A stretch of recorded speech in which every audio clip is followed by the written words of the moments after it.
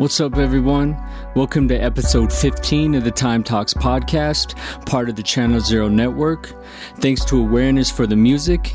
If you dig the podcast, please share the word or support it on Patreon/Time Talks.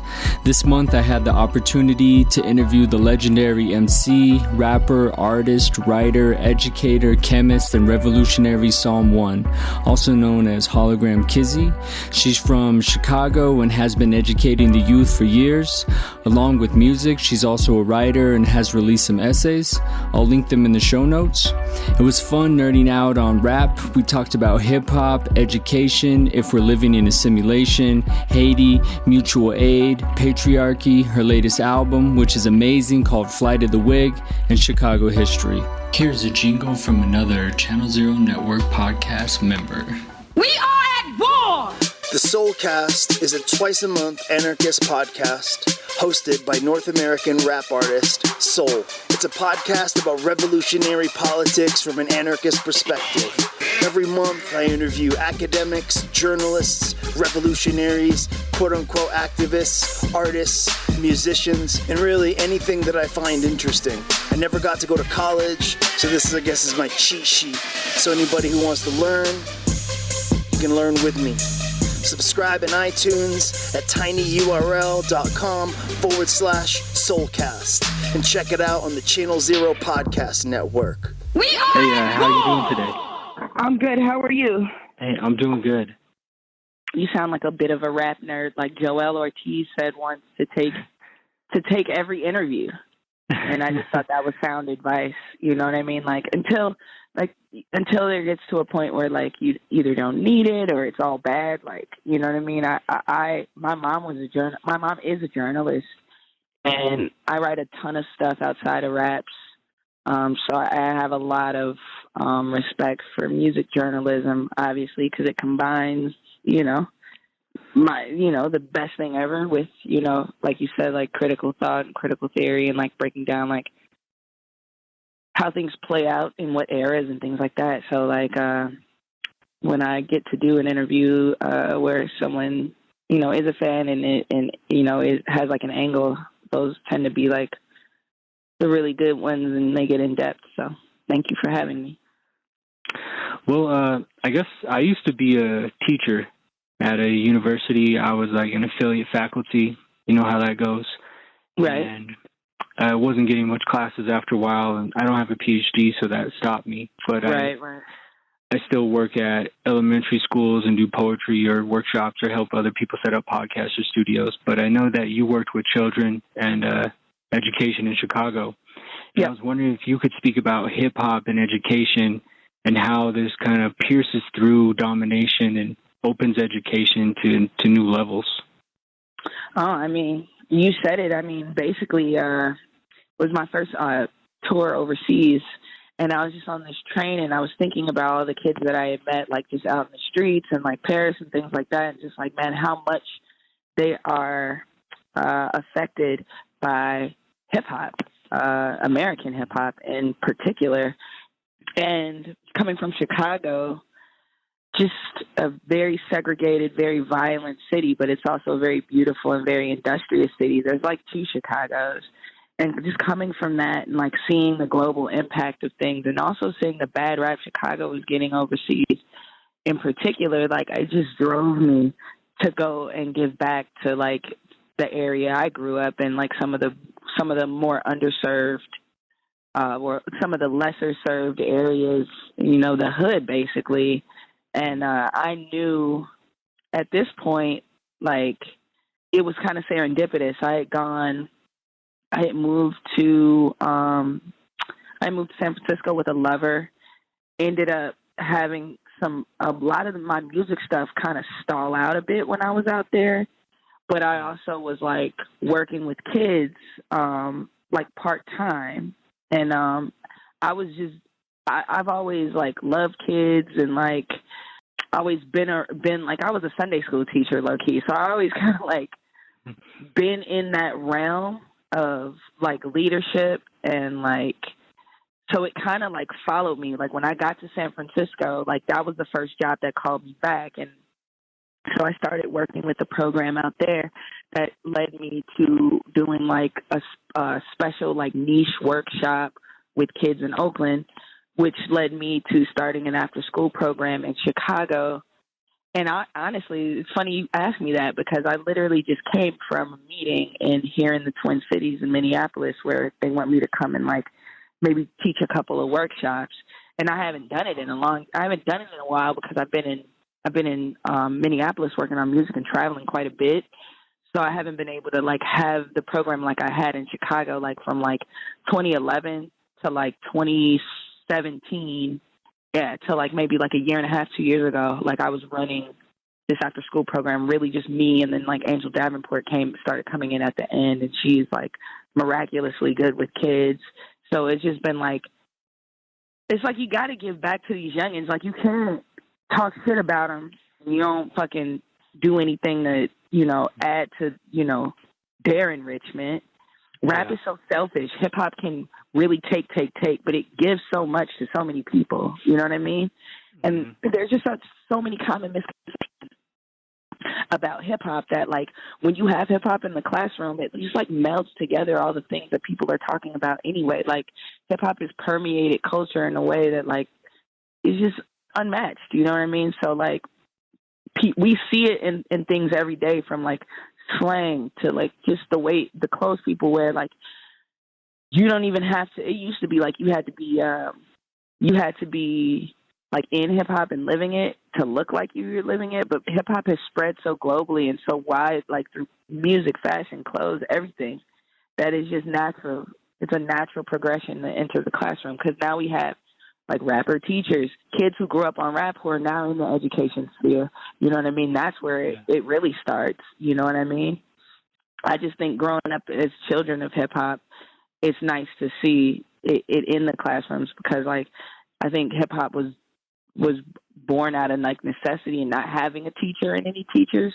But the beautiful thing about it is, like, as we have generations and generations of kids, they get to grow up with hip hop. You know what I mean? Like we did. Like generations before us didn't grow up with hip hop. They grew up with fucking rock and soul and whatever the fuck. But like we grew up with hip hop, which is very special. So like, and kids will continue to grow up with that. But like, it's good to have some good role models and people who give a fuck. You know?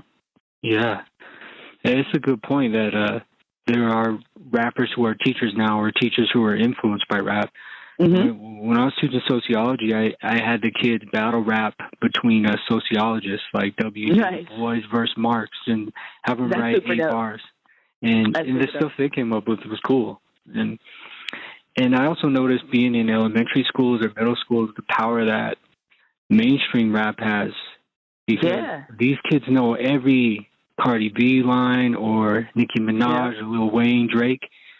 And I noticed, like, I was telling one of the teachers once, if Lil Wayne came up with a book club, it would change schools in America, because they like worship these mainstream rappers. So whenever I come in, I try to show them like Psalm 1 or Dessa or like Dead Prez or something like that, and they love it too. You know, it's just not promoted like that. Yeah, exactly. It's just not mainstream shit. You know. Yeah, appreciate that. Yeah, and kids love it. So my next question was if you could share like a transformational story you had while teaching. While teaching? You know what was really fun one time? Because I've been doing this shit a long time. It took me a minute to think about it, because I'm like, damn, there's been a bunch of things, you know? But I remember one time, I forget the name of the school right now, but like we were in like the hood in Chicago, like Greater Grand Crossing area, which is just not very good, and they have been closing down schools left and right. And the graduating class in 8th grade was like, is there something like that? The smallest graduating class of an of a school I ever seen. Like, so many kids by 8th grade had just like been, you know, either in the system or taken by the streets, or, you know what I'm saying? Like, it's just a very bad area. So we came in to do like maybe an 8-week workshop, and it was like my program, Rhyme School, but then they also had a rock band and a pop band that they were doing at the school too. So it was like basically like 3 kid bands, and we were setting up for like the school, like the end of the end of the school like jam or whatever. And what we were gonna do is like we set up drums, guitar, bass, and keys outside, like outside of the school, which is like on the block. Basically, drug dealers and nothing but drug dealers and people just trying to get the fuck out of the neighborhood on the street. We're setting up this band basically, and we started sound checking, and we were just playing like some fake reggae shit, some Jamaican shit, and we were just like, it just was like super good vibes. And like Angel came up on the mic, and she just started like saying gibberish shit, but the way she was singing it. It wasn't like even real words, but it just like fit the song so well. It like sounded really good, and like you could see all the dope boys and all the gangbangers and all the motherfuckers that was like up to no good. Like they're stopping, and they're like the whole school is like looking out the window because like we're just playing like because I played drums a little. I played as a child, so I always like have a little bit in me. So I was on the drums, and like some of the other musicians, the staff, they're like playing the other instruments, and it just like was super dope to have the kids because we were there for rap, right? So like the kids saw us playing instruments and just fucking around, and it was like the juxtaposition of like this dope ass music, but like we were like in this on the badass block, you know what I mean? Like, and so much shit has happened on that block that it was like seeing. It was almost like Sesame Street, you know what I'm saying? Like rainbows coming out of the fucking, you know what I mean? The cracks in the sidewalk and shit. It was just like really like positive, to overuse a cliche, just real positive vibes in an otherwise not super positive like area and situation. And just to have those kids see that shit in front of their school, it was like a really special moment. And like after that, the kids they already respected us, you know, because we had been there for like 2 months. So they like had come to like us, and we had to report them, and they respected us. But it was like something different now because it was just like light, you know, because like just that school is really heavy. Like a lot of real shit goes on in that school. We had students who died, had students who were like fighting teachers and going and having the police up there every other day. Like it was like Lean on Me, but not like that Hollywoodized. You know what I mean? Yeah. But like it was one of the more challenging schools I worked at. And like I grew up in the hood, but I was always blessed to go to like private school, or you know, even though I lived in the hood, I like went to private schools. I had just a way different educational experience. So to go back into some of these neighborhood schools, it's just like shit, you know, like fuck, like these kids aren't really set up for success, you know. Yeah. So showing them something different and showing them the like range of like music and just having fun with it, I think it really like lightened the mood, and like the kids were like it was just like it was just like a whole different like respect. So that was really dope. It was like saging the area or something with the music. Yeah. And it was some corny ass shit too we were playing. Like a real like reggae band probably would have been like, what the fuck, you know? But we were actually just sound checking. They were just like, just check the instruments. So we were like, well, let's just play, you know? Just like a quick jam. But it was dope. It's like you're back in the basement or something, but yeah. Everyone. Yeah. Yeah. Like your music is real lucid to me, and I find your bars to be technical and full of information. But you also, one of the things I've always liked about you is your tracks will make your head nod, but it's also something where I can soak in bars. And right. I was wondering, like, how did you pierce through, like, the spectacle of propaganda in the U.S. and when did you start kind of, like, waking up that this is deeper than what we're taught or what we're fed through the media? And how do you incorporate that into art? Or you can just maybe pick one of those questions.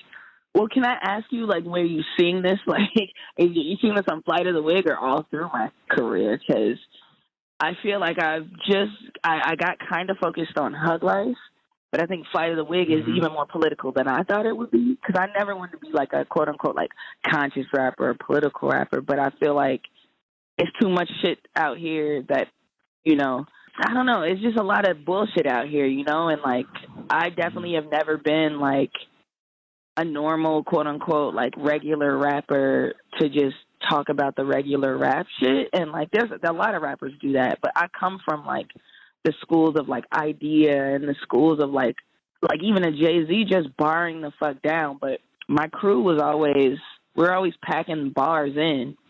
but then you waste. But what are you saying? And I think I came to that. It wasn't a roadblock. It was just like more like a fork in the road. You know, I would say 2015, I sat down with this guy, Naki, the beat man. He's a really talented radio personality turned like platinum producer, and he's like dipping into some A&R. He does a lot of like mentoring, even on the low, with like me and the rapper chicks. He's actually Angel's mentor, but you know, she's taken me in there with him, and he always drops gems, and he always would be like, y'all are so talented, but like, don't waste bars and don't waste songs. And that always stuck with me. And even if you put out a lot of music, whatever your strategy is, I really feel deep down that like there's going to be more catastrophic events to happen. Like, I just want to be documented. So, and I want to talk about how it is to be me. You know what I mean? There's a lot of shit that like goes, you know, being with a black queer female artist who's just like hasn't pierced the mainstream, but's been around for a long ass fucking time. This shit is hard.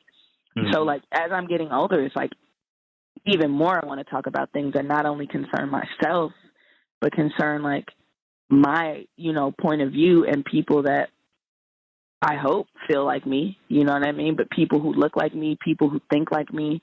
It's not all about your identity, but just people who think like me, people who are like open-minded and also cynical, and also know that like we might be living in a simulation. That is very possible. Yeah. Like my homie used to talk to me about like parallel universes and shit in like college, and I said, "What the fuck are you talking about?"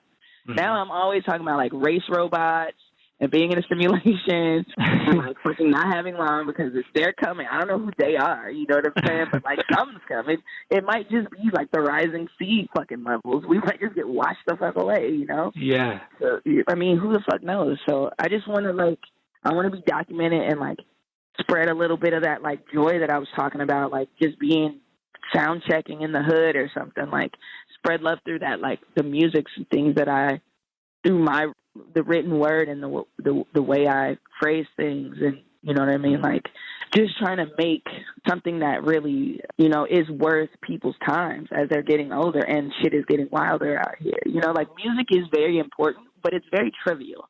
We can go on without it. You know what I'm saying? And the way we put out music now can change in an instant, you know, and everyone will have to adjust again. So I don't know. I'm just trying to like, with the audience I have and with the time I have, I just want to make that shit count.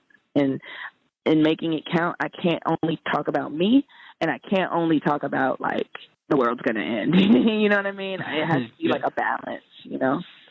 No, yeah, that's like what I think you do so well, because a lot of people who involve politics, sometimes people say it's preachy, and I like that though. But like when you're asking me what project I'm seeing that from, I do see it throughout all of your work. Like on Death of a Frequent Flyer, you said that you weren't trying to be overtly political or talk about gender on that too much on that album, but that album still had the same type of like bars and rhetoric where you're like piercing through the matrix still, though. I feel like it's deep, and that's kind of what I'm talking about. There. You know how artists are, though. They're like, oh man, that my new shit's killing all that old shit. But like when I was making that, that was the best shit I ever did. You know what I mean? And it was like very inspired, and it was post college, and I wrote it kind of while I was kind of talking to rhymesayers, but I was talking to a few different labels, and I was just trying to make the best album I could make, you know. And I love Fly to the Wig. Like, thank you. I think it's your best work. I love it, and thank you. Really appreciate that you made that album. I had some questions about that down the road, and yeah, I mean, rap is so philosophical, and it has the power to embrace so much and deliver so much information. That's what I've always loved about it, and that's what kind of woke me up. It gave me a political vocab. I wasn't into punk really growing up. It was hip hop that, like Dead Prez and Kweli and you know, Common. That's when I heard about Asada, and I started researching that. I learned about Nat Turner, Roxanne Shante, and Bahamadia. Like, these were artists that really woke me up more than school ever did. Right, for sure, absolutely. That's what I love about hip hop so much, and your work as well. I was wondering if you could speak about some of your experiences in Haiti or working with other artists in other countries. I know you did some tracks with Lil P out there. Yeah. I like those tracks. Yeah, those are crazy. I had the opportunity to accompany a friend of mine from just like the music scene in Chicago who had done, I don't know why he did it, but he went to music school in Haiti. And after school, he was drawn and compelled to stay down there and do some like volunteer work, but through music. So he started like a collective and he funneled a little bit of money into it. And it doesn't, like, Haiti's so poor, like 10 grand can like do a lot, you know what I mean? So like he was able to, like, I don't know exactly how much money he had put into it before bringing us on a trip, but he basically approached me. He had approached a few other rappers, I think, in the city, but funnily enough, like, the rappers I think he approached were like looking for compensation for it. And I was thinking, like, you're going to take me to Haiti, all expenses paid, and you want me to work with like artists down there. Like, that was like a no-brainer for me, you know what I mean? Especially, I had already been doing rap school and stuff, so I was like, hell yeah, I'll definitely do like fucking rap workshops in Haiti, you know? Yeah. So we got down there. It was like a really makeshift studio with like really old equipment, but everybody was so welcoming, and you know, that whole language barrier thing really goes away when you're just spitting in a room with people. And like, it wasn't like the artists down there didn't know any English, but they didn't know much. And I know a little bit of French, but French is not Creole, Haitian French. It's like a completely different language, you know? It's like Puerto Rican Spanish versus like Spain Spanish, you know what I mean? It's like, that shit's different, you know what I mean? Or Portuguese or something. It's just like, it's kind of like that. So like, we had more trouble communicating, like speaking to one another than like making music. So we stayed like 3 days in this kind of like bombed out huge house in Leogan. And we stayed there for like, I said 3 days. We made some tracks, and then we went to a school in Jacmel, another area. And we went there, and it was like super beautiful, and all these American like actors, like Brad Pitt and like George Clooney, you know, like Ocean's 11 ass, like very famous dudes. They poured millions of dollars into this school in Haiti. So it's like we traveled into the mountains into this to do like a workshop with these producers. So it was like 12 production students. And I came in and I just like spent the day like making like tiny songs, like little micro songs with all of them. And that was super dope. They didn't really speak any English at all. So we like had a translator, and it was cool. It was really cool. It was that talk about a like transformative experiences. Like, wait, how can you not have one? You know, and it's like devastating, but also very beautiful. But also like, you know, when you learn the history of Haiti and how they're like the only motherfuckers who ever like fought and got their like liberation, but then they're poor because of it. You know what I mean? It's deep. So like going there and knowing, you know, that they like made Christian, like they like got rid of voodoo as a like official religion, which is really the religion of their people, and it's Christianity now. So that's super weird. Yeah, and then the colorism, because people be like, oh, there's no light-skinned Haitians, which is ridiculous. But it's just most of the people who are lighter skinned can get better jobs. It like is a real thing. So a lot of people go to the Dominican Republic, which is not far away, and it's like more of it's like where people go to vacation versus like Haiti. No one goes to Haiti for vacation, you know what I mean? But it's literally like they're like that area, like the Haiti and Dominican Republic are very close. But like if you have like lighter skin, you can like get a better job because it's like more tourism over there. It's wild. Thanks for sharing that story. And like Haiti had to pay reparations too, right, to France. Per soldiers, some dumb shit. Yeah. Mm-hmm. And they still haven't paid it back. They haven't paid it back, and that's the reason they'll never be. You know what I mean? Mm-hmm. So it'll take them forever. It'll never be paid off. So that's kind of what it is. Yeah, and I think like the importance of like showing solidarity and internationalism with different hip hop in different countries is so important. Have you heard Mike Crenshaw?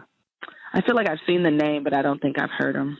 He takes a delegation to Zambia in Central Africa every year, and they do like a tour in a van that's like a stage, and they do shows. Yeah, it's pretty cool. That's super dope.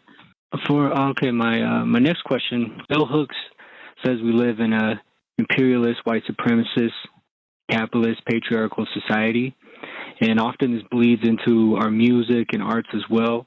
You got a conversation started on lack of women on labels regarding rhymesayers, and there was also the recent comments by Jermaine Dupri, who said all women rappers sing about the same thing, which was ridiculous. Can you speak about combating like homophobia and patriarchy in hip hop? Yeah, it's easier today than ever before. We still got a lot of work to do, but like seeing that the conversation's still going and like feeling like I was like out on a limb by myself when I called rhymesayers out, it's very good to see like things change a little bit, you know. And I'm not saying I'm the one who like sparked it, but I definitely, like you said, like I got a conversation started and it's still going, you know. The ripples, and I didn't start the conversation. You feel me? It's just the time when I did it, it made an effect. It made an impact. So it took me a while to get to a point where I'm like really super proud and like almost completely healed from that. But like it's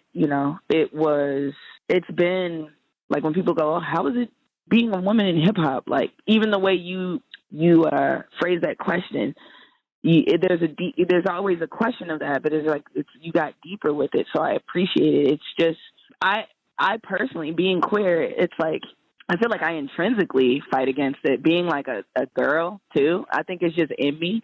I don't like say like I'm going after the patriarchy today, because every time I do, I'm on Facebook for 2 days, like fighting idiots. You know, even though I don't do it anymore, but it's like I just feel like in the things that I do and the things that I spit, I gotta put it out there. Try not to make it like too preachy, or you know, answering every question like, well, as a queer Black POC, you know what I mean? Like always just standing up in that identity. But it's like, what else can I do? But I also know that like screaming from the mountaintops about injustices there's levels to it. And I think by just showing up, you can get a lot done. And I know that for me, like I know what my work is, and I know that by doing my work, it also just it's a natural and organic like pushback against that. Like I don't want any group of people to go away. I just want assholes to like shut the fuck up. Like when they don't know what the fuck they're talking about and they have no actual basis, whether they feel like it's biological or religious or, you know, technical or whatever it is, you know, racial, whatever it is. It's like, just shut the fuck up. Because, like, everybody, I feel like if everyone, like, minded their own business, I would have a lot less to talk about. You know what I mean? Like, so, and, like, America is a shit show. There's so much fodder there. So it's like, yeah, I gotta talk my shit. And, like, I feel like I, like, temper my shit a good amount. You know, I don't feel like I go, like, super balls to the wall shitting on people so much. And I do have that anger in me, but I also like good raps, and I like to nod my head too, and I like to give you some heavy shit, but you know, maybe sprinkle a little sugar around it, you know what I mean? But like, yeah, I think it's just natural for me to push back against that, especially now, you know? Yeah, I appreciate that. My next question is about like solidarity and mutual aid in hip hop and building an infrastructure. So like if you look at Chicago, there's this huge history in hip hop going back to like Casper's Groovy Ghost with the Cha Cha Slide, and you had Twista and Chili Q, then you had women rappers like Shauna, was Tifa from the group Infamous Syndicate. Right. And I think didn't Shauna go into Disturbing the Peace and Ludacris's crew? Yep, absolutely. And then you had Family Tree. I had done some shows with Mr. Greenweeds back in the day. Nice. And they had like Nemus and Rita J. And now like the scene's exploded, and I feel like that's because like an infrastructure was nurtured. Yep. Can you kind of like speak on that or some responses? Yeah, Chicago's so full of, like, not just rappers, but, like, somebody said this the other day, and it was crazy because I, like, almost took offense to it, but then I was just like, no, this is a great compliment. He was like, Chicago is full of great rappers and legends who never blew up. And he looked, like, dead at me, and I was just like, okay, drag me, king. Like, what the fuck, you know? But then I was just kind of like, well, fame wasn't never, for a lot of us, the goal. And once niggas started blowing up, it was like, oh, shit, this can happen. And I think the generation, not even the generation under me, I think maybe like 1.5 generations under me, they figured it out. But it's weird because it's like, Chicago's so big. There's probably 1 million rappers in Chicago. There's 9 million people. There's probably like 1 million rappers. One-ninth rap. Exactly. And I just think that cliques of people figured it out, you know? It's still like one of those things where it's like, well, this clique don't fuck with that clique. You'll never hear them say it, you know? So it's like, it's this weird juxtaposition of this, you know, like Save Money figured it out, or like Pivot Gang figured it out, you know what I'm saying? But anyone not associated with them, like, has kind of a hard time, you know? So, but the solidarity between certain crews is a beautiful thing to see, because we used to have zero solidarity. So, like, at least in the mainstream, it's not like all, like, everyone's going at each other's head, but we do have a lot of that, you know?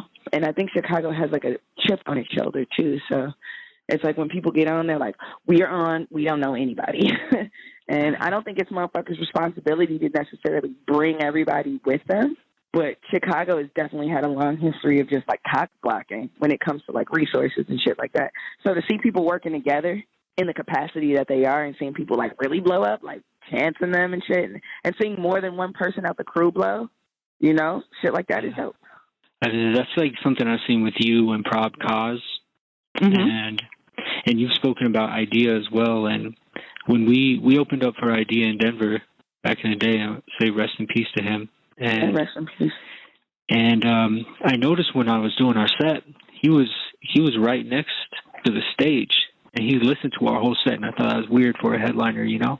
Yeah. And then after the set, he came up to me, and he was like, give me this album from these lyrics you just said. I love this stuff. And he just showed so much love, and usually you get so much ego and competition, you know, capitalism breathed into our art as well.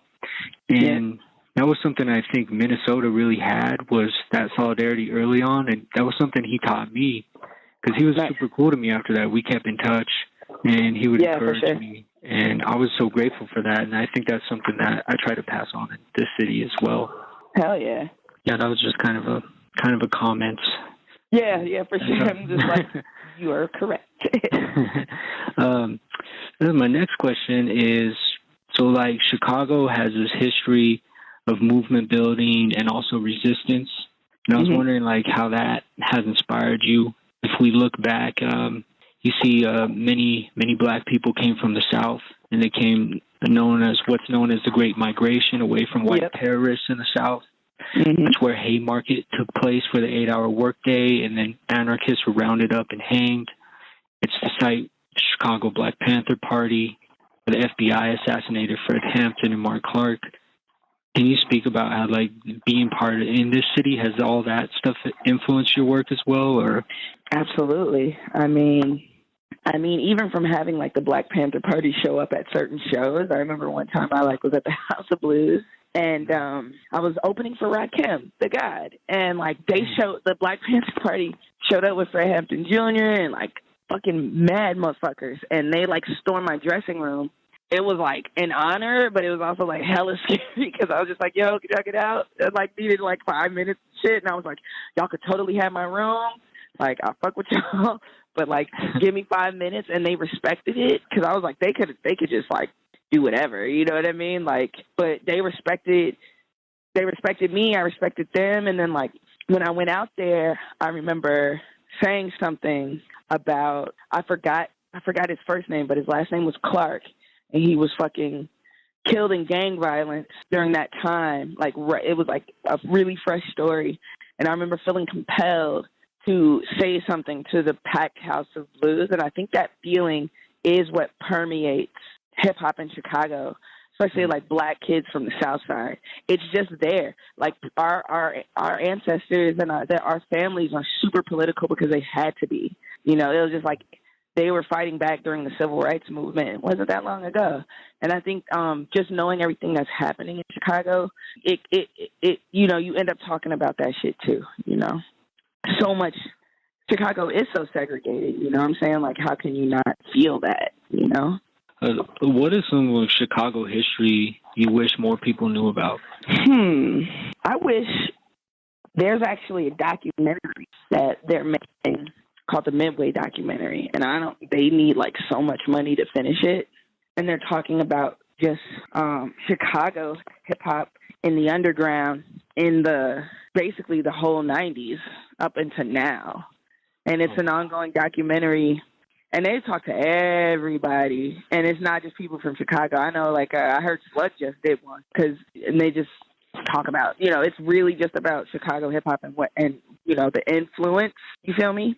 So nice. I think it's one of those things like a Paris is Burning, but like for Chicago hip hop, there's just so much history there that is getting written about a good amount. But I think that, you know, any of the lesser known riots, you know, even like the summer riots of 1919 and 1919, they just you know, that just popped up on the timeline as like kind of like the anniversary of the history of that and like what that meant for Chicago. I think the history of like Obama is great, but I think because it's so new and he was like a president in the digital age, there's a lot of documentation on that. I just think the lesser known communities, especially the hip hop community, and I like see a work in progress that could be so dope. I think the Midway documentary definitely needs to find more investors because we've all donated, but it's like one of those things where it's like, yo, like this is like motherfuckers who grew up with Common, motherfuckers who grew up with Kanye, you know what I mean? Like there's the longest running like hip hop night in Chicago hip hop. It's been going on for like over 15 years. It's been the lifeblood of like independent hip hop in Chicago. You can go there every fucking Tuesday night. There's so much history there. Like there was a time when Kanye was there every week. There was a time when Common was there every week, and like clubs and shit like that are no more. You know what I'm saying? Like documenting like some of the lesser known clubs in Chicago that like house like some great hip hop journeys, but like are no longer in existence. You know what I mean? Shit like that. Yeah, that stuff needs to be documented, especially with gentrification and everything.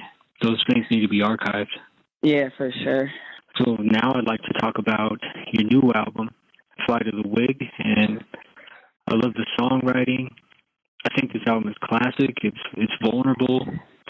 Like, how important is vulnerability in writing for you? Don't say that C word. I really appreciate it. Like, it is classic. But I think being less afraid than ever before to just tell my story. Because I already know how to rap. You know, like, I remember thinking, okay, you're gonna, like, just kind of rap fast because you come from that, you know, and chopping or double timing or whatever. And I'm like, I've done so many albums and so much where I do that too much, you know? So I really wanted to slow down what I was saying, even though I give you like nasty jazz hands where I'm just like going at it, you know what I mean? Double time. Like, yeah, but like I only give you like one, even though I kind of twist and use flows like that. You said like you've interrogated your lyrics more. And yeah, it's like don't waste the bars. You know what I'm saying? Like I don't think I was ever really big on filler. But I think even now, just the editing process was different, you know. And, I mean, sobriety is a motherfucker. Like, not that I was, like, no weed, no alcohol, never. But I wasn't doing, like, any hard drugs during the making of this. And that was not the case for any album since The Death of Frequent Flyer. Everything between The Death of Frequent Flyer and Flight of the Wig, had at least dabbled in some sort of substance, something, you know what I mean? And then Polly, the Someone Loves You album, I don't even know how I got that album out. I look back like, damn, I was very, very much in a sex, drugs, and rock and roll sort of like vortex there, and like a lot of bad shit was happening to me. So like even to come out with that album, I was just like floored. I'm so very proud of that album because I'm like, damn, that happened. I could have died during that time, easy. But no. I think coming out of that, right, coming out of like that situation, and like changing my scenery in Minneapolis and facing some of the professional trauma that I had with, you know, calling out rhymesayers and kind of being here and working with female hip hop here in the Twin Cities and just like really just standing up in who the fuck I am and standing up in my power and going to therapy and like all that kind of shit. Like, I think that just helped. And who said it? Who said it? I want to say Quincy Jones said it, but it was somebody on that like tier of like icon. No, Herbie Hancock. He said it. He said like, you can write hits and you can do shit that fans like your whole career, but if your life ain't right, you'll never write the shit that you're supposed to write. And that shit always resonated with me, you know, like, because if your life ain't right, all the shit that's going dope in your life, it's not even like fully aligned with you. You can't even completely maximize it. Even if dope ass shit is happening to you that's never happened to you before, you can maximize more on it if you just had a clear mind about shit. You feel me? Yeah. Yeah, and a lot of artists are always afraid, like, well, I won't be creative if I get therapy, or that's bullshit. Yeah, or if I take medication, or if I stop doing drugs. But like you said, it's the opposite. I mean, sober shit is dope. Like, I feel like I've written my dopest shit sober.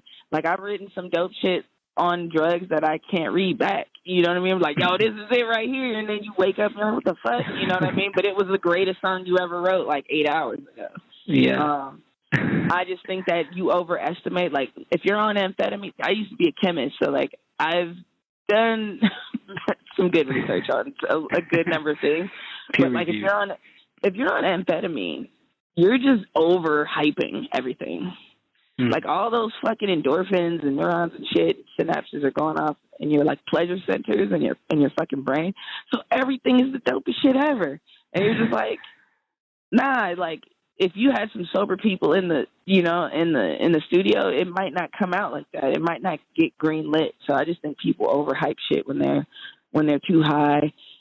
Even though like there are people who can come up with really dope things when they're like under the influence. I just think that there's a line that we cross where are we thinking about I'm such a fucking nerd. Henry Rollins said that like if you do too many drugs or if you get too drunk like before a performance, that you're more concerned with your pleasure and your excitement than the fans.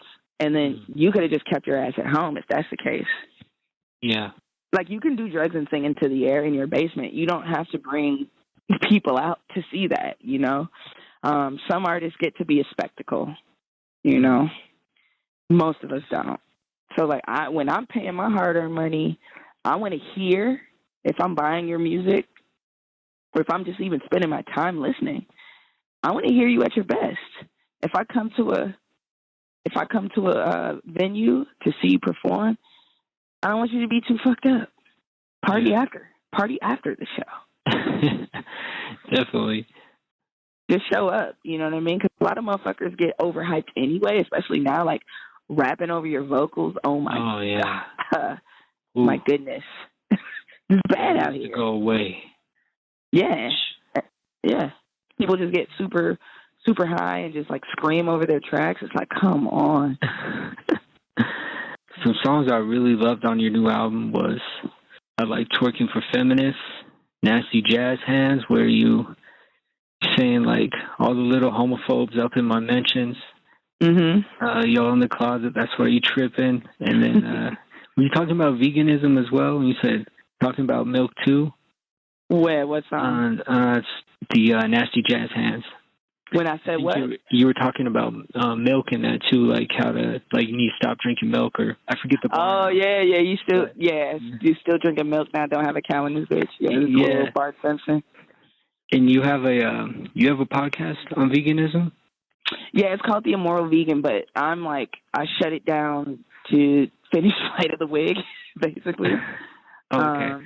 And then I'm going to ramp it back up with just like a new format. Podcasting is hard, and I want to do it at a level that I can be proud of, and I also know that being consistent is best.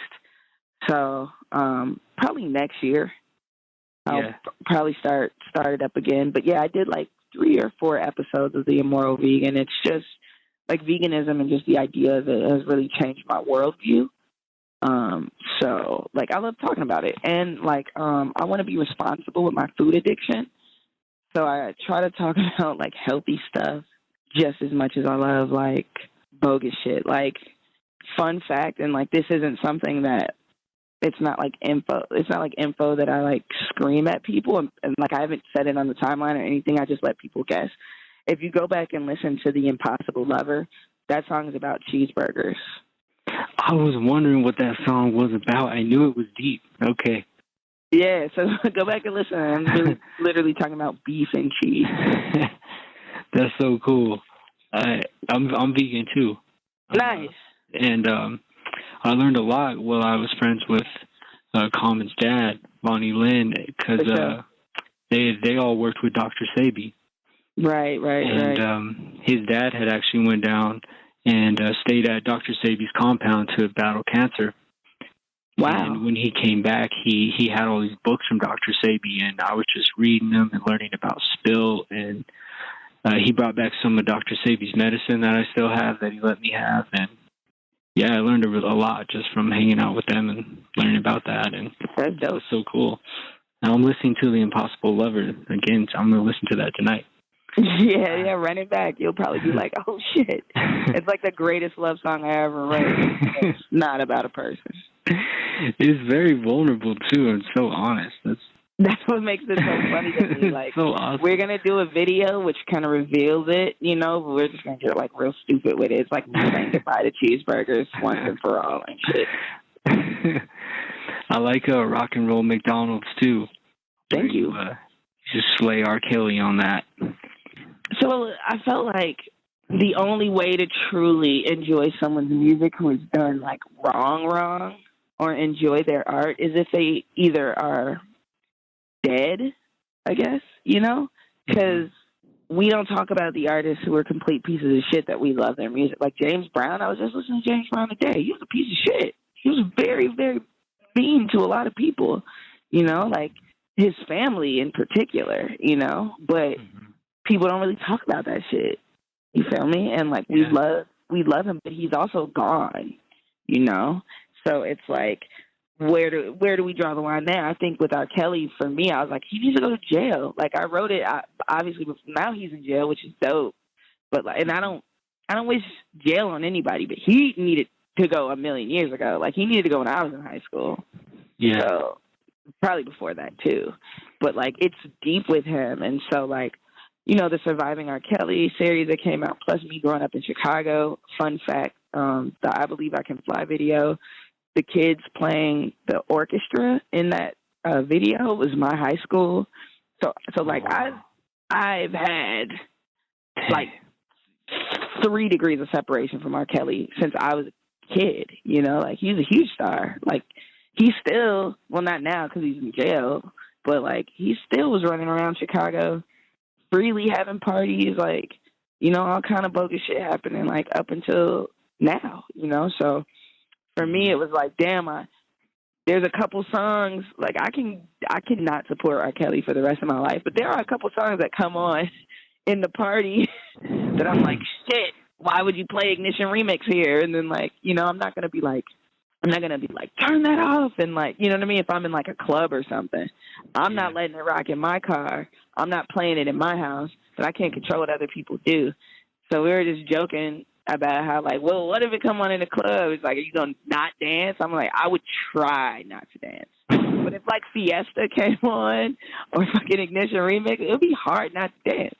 And I was just like, the only way I could really feel okay about dancing is if he's in jail. Mm-hmm. So. There's so many artists like Eric Clapton. Morrissey. Yeah. Being racist and being a pedophile apologist for Kevin Spacey. Yikes. There's so many, and so Yeah, many toxic artists too. So yeah, they all been canceled, but not really, you know. Yeah. Because it's hard to cancel. It's hard to, you can't. They tried to cancel Kanye. Come on, please stop it. His last album was ass, and I don't support any of the shit that like he does like now. But like his old shit, like Graduation was my shit. Late Registration was my shit. I feel like you do have to do a little bit of separating artists from their antics. But like when you're hurting people, when you've hurt people, when you do like sex crime shit or pedophilic shit. Yeah, that's where it's like, nah, I can't fuck with you. Yeah, no, 100% on that. I really love your song World War IV. Thank you. And that's probably my favorite song on the album. Okay. But it bounces around. But you keep it real on that, and you're talking about like fuck apologists, fuck the government. Fuck all that tea, but I'll take the crumpets. I love the song and the bars in it. You're talking about how you have politicians in your womb. They got shooters in the schools. It's deep, and but it also has like a trap feel to it. That's what I really love about this album. It has like hints of trap and drill, but then it has like soulful beats and soulful harmonies as well. Yeah, that was a fun song to do. Like it. I was in Europe with Ari the Rugged Man like a year and a half ago, and I had this pack of beats from this kid from Chicago who was just always like super cute on Instagram. He was like, just let me some beats, and like I had to sift through a lot of them to find one that fit me. But when I did, I was like, I'm definitely gonna rap over this one. But like I ended up just doing like a verse over it. Like I'm not suggesting that you go back and research this, but on my Instagram, there's me in the mirror rapping in Sweden, and if that's the first verse you hear, but only it's different in Sweden. Like I rewrote it to just be a little bit more like polished, but like in that version in Sweden, I was like, fuck Kanye, fuck the government, and it was just like, because he had just said that Trump shit, and I was just like, oh, fuck this dude. So like that song had kind of been sitting, waiting to be finished. And I had, like, ignored it because I was just like, oh, I just did these Sweden bars. That was just some content for IG. Let it go. And then I was finishing up Flight of the Wig. And I was like, damn, that verse was kind of ill, though. So I found the beat and, like, I just did, like, a demo. And it was funny because Angel came in the room, and she was like, you need to finish that. I was like, think so? And like, I was like, you want to get on the hook though? Because one of the things that I like using Angel's voice on like hard shit. Because I think it really cuts through, and her singing voice is really good. Plus, I want to save me and her rapping on tracks together for like the rapper chick shit. Yeah. So she hopped on the hook. And it helped me a little bit with the melodies in the second verse. So it just, like, really came together, like, super. Like, it was just sitting there, like, make me, finish me, you know? So, yeah, that one worked out. Yeah. She killed that hook, too. I love the hook. I wrote the hook. No, I'm just kidding. I did write it, but I'm just being petty saying I wrote that shit, too. Oh, man. I Got Time as well. Man, that one gives me hope for the future, man. Yeah. I listen to that. That's probably like the song I listen. I like the reason I like maybe agree with you about this being the best work I've ever done is because like this is the album that I like listening to. Like I like listening to it in the gym. I like listening to it. Like I like listening to it in different places, and I run it back a lot. And I think I Got Time is probably like one of the. I'm sorry, I Got Time. Incomplete is one of the songs I probably play the most because it is really super vulnerable. Like just from the way I'm approaching it to just like the bare assness of the beat and just some of the shit I'm saying, you know. Yeah, you're talking about gender in here. You're talking about queerness. Talking about being non-binary. Eddie Avey, you call life a simulation in this track too, right? And yeah. It's just, and the beat is so nice too. It's a deep track. It's a great ender. Thank you. I think we're definitely gonna finish it. I don't know how, but I had to fight optics on that one because I was just like, I Got Time is the last song on Fly to the Wig. And, like, when I went out there to finish it, he started cherry picking tracks for, like, our next album together. And I was just like, you can't do that, man. Like, I came out here to finish this album. You can't, like, take songs because I was like 9 tracks. I just wanted to be 9 tracks, you know, and I was, like, kind of, like, hard on that because I just done the Don't Get Lazy Now EP. And I wanted to just, like, not bombard, but just, like, give a nice little, like, you know, solid project of, you know, not too many songs, but definitely showing like, yo, I still got it out here, you know. But I Got Time was one of the ones he wanted to save for like our next album. I was just like, fuck that. He's like, but I want to finish the beat. And I was like, the beat is finished. He's like, no, it's not. It's like incomplete. And I was like, look, we're going to say it's incomplete and put it on this album. That's what producers always do. You have like the perfect beat, and then you tell them you want it, and then they reformat it, and it's totally different. Yeah. They like added 20 different instruments. I'm glad you did what you did with this. Sounds great. Thank you. So my last questions are focused on these articles you wrote. You know, you're a prolific songwriter, like with Gender Fender Bender. That's 3 discs, and you're a great essayist as well. I was wondering if you're going to be writing more articles or a book. And all that. But I don't want to say, you know, I don't want to say nothing just because I'm still writing a lot, you know. Nothing has been finished. The ink is not dry, so to speak, on anything. But, like, I've been writing essays, like, lately. I just haven't been releasing them. I'm just, like, really working on, like, a more multifunctional, like, website to include things like that and, like, writings. Just, like, not like a blog, but, yeah, pretty much like a blog. But also I know that if I write too many blogs, I should be writing a book. So, like, I'm just trying to use this time right now to, like, get a lot of those thoughts out. Yeah, so there's a couple of different stories I'm working on. I don't know if they become books, screenplays, essays. I don't know what. I'm just kind of writing right now. That's cool. I wanted to talk about the article on Black, Queer, and Concerned. You write here, quote, "The struggle for Black lives, while part civil, is vastly a struggle for humanity. This is a human rights issue, the struggle to be not only fully recognized in all of our faults and greatness as humans, but not to be slaughtered by anyone as animals." And when I read this, it conjured up the Civil Rights Council that William Patterson and Paul Robeson first kicked off with We Charge Genocide. And I believe the We Charge Genocide movement's out of Chicago as well. I was wondering, kind of like you also talk about intersectionalities with being a Black queer woman and how the solidarity doesn't always reach across these identities. Right. It doesn't. There's a lot of Black people who don't see it for gay people. And there's also, just starting there's a lot because the Black Lives Matter movement was started by queer women. And there's a lot of pushback within the movement because it's like, I don't want these gay motherfuckers. You know what I'm saying? It's like, what does it matter if someone's fighting for all of us? What the fuck does it matter about sexuality? That happens a lot in the Black community, like because Christianity, because whatever. You know what I mean? It's like, you know, a lot of parents, a lot of older generations be like, well, it's already hard enough being Black. And it's just like, yeah, but the sexuality part, you have to be open-minded to that, you know what I'm saying? Because it's just like, what the fuck, you know? So it's deep.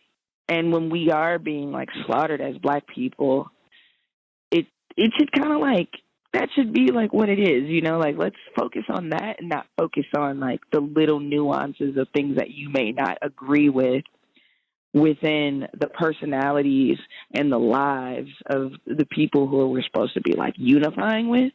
And there's a lot of like different like instances of that within so many communities, you know what I mean? Like, so, I mean, there's like, from what I hear in like, the white queer community, there's like a classist thing.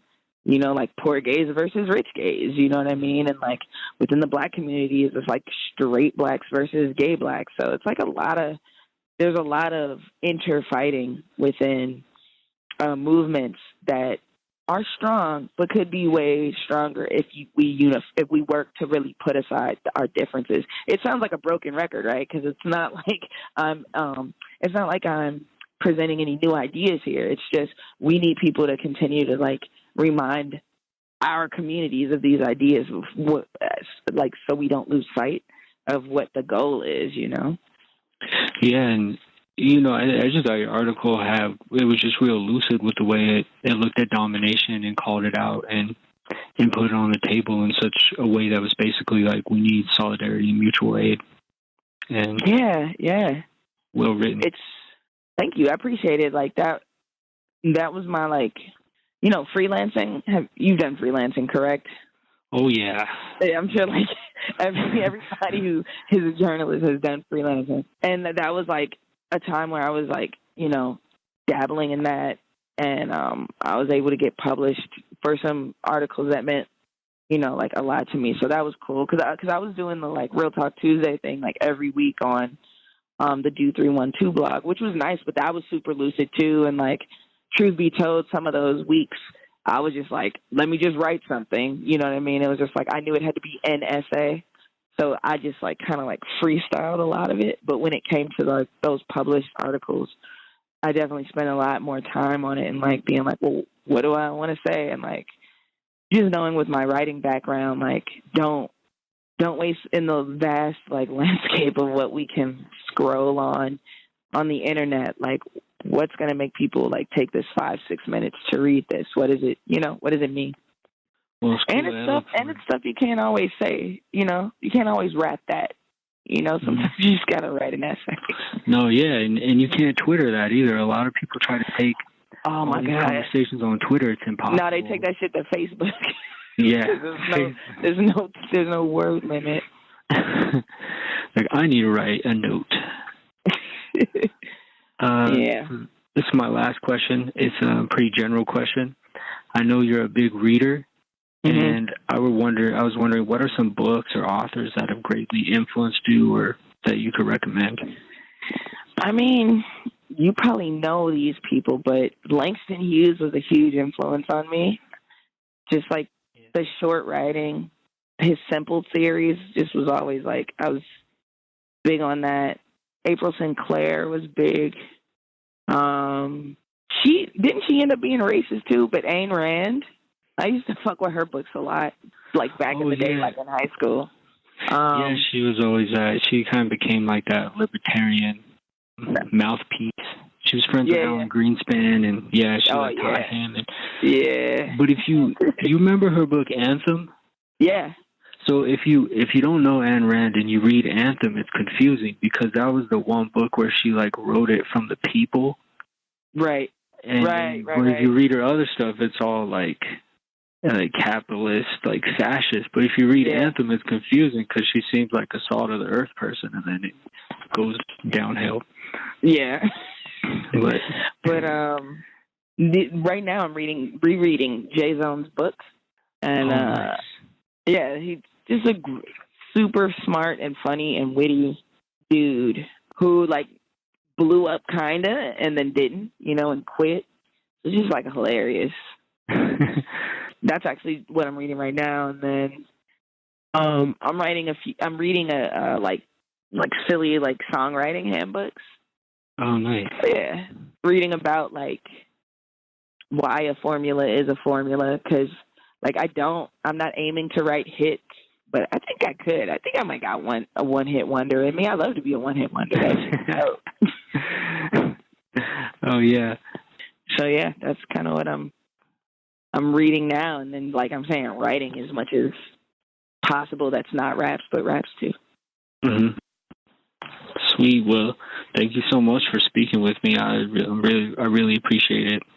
Yeah, me too. I appreciate it. I learned some things, and it was really in depth. So I think artists appreciate when the interviewer like is very knowledgeable on the stuff. So I appreciate that. Oh yeah, I try never to hit people like, what influenced you, or how did you get your name, or what's your favorite color?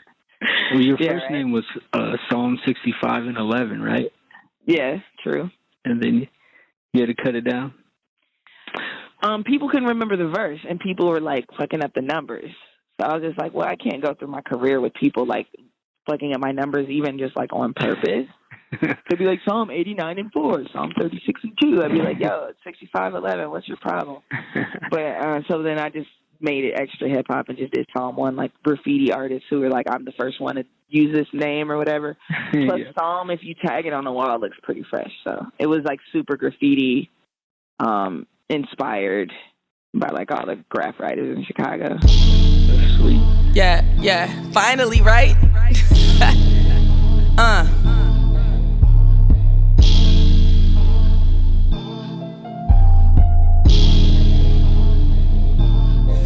Okay, happy and black and I'm fucking with white and the brown. Catching the flight for the pound. Rapping for y'all, I don't do it, I rap for myself. Who do I have to impress with this lit? Got giants who love me and hate me and bitches who never could spit. Booties and tits, groupies and dicks. Put a fist up if you tired of the bullshit. My therapist say I'm a mess but I'm well adjusted. If you ain't pussy, go ahead and bust it. A Trump supporter, now I can't trust him. Fuck apologists, fuck the government. Fuck all that tea, but I'll take the crumpets. Y'all got some more than a pack of grannies. They rap for clout, they rap for zannies. I'ma look up one day with a fucking Grammy. I feed off the doubt, queef all your fears. Bow to your knees when a queen appears. I'm knowing some legends got penises, but I'm standing right here and I pee when I sit. Bitch, how the fuck you tryna act innocent? Even I done smacked a chick, but don't glorify those horrid times. I just live and I make some mistakes, and I fix all the problems I can. They hate me cause I will stand up for what's right, won't fuck with a label again. And believe me, they try to erase and replace what I do, but them people is not some. And if you ain't got no love for all of these freaks,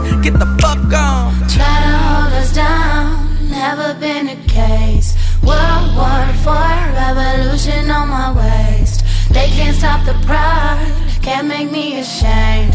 World War IV, all the rules about to change. Try to hold us down, never been the case.